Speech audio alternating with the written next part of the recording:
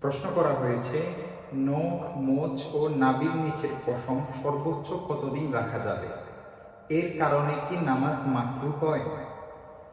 নখ এবং শরীরের অবাঞ্ছিত লোম কাটার সর্বোচ্চ মেয়াদ হচ্ছে 40 দিন।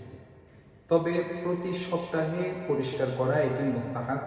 আর প্রতি সপ্তাহে যদি সম্ভব না হয় তাহলে 15 দিনে চেষ্টা করবে যে পরিষ্কার করে নেওয়ার জন্য।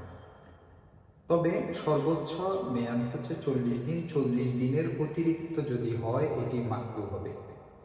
আমরা সহিহ মুসলিমের 258 নং হাদিসের মধ্যে দেখতে পাই, সেখানে উল্লেখ করা হয়েছে, উকিতালানা ফি কাসসিশ শারিবি ওয়া তাকলিমিল আসফারি ওয়া নাতফিল ইবিতি ওয়া হালকিল আনাতি আল্লা নাতরুকা আকসারা মিন 40 লাইলা।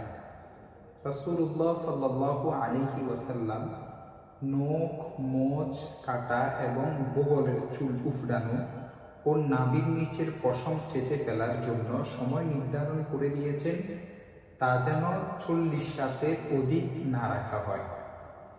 এরপরে প্রশ্ন করেছেন, এর কারণে কি নামাজ মাকরুহ হয়?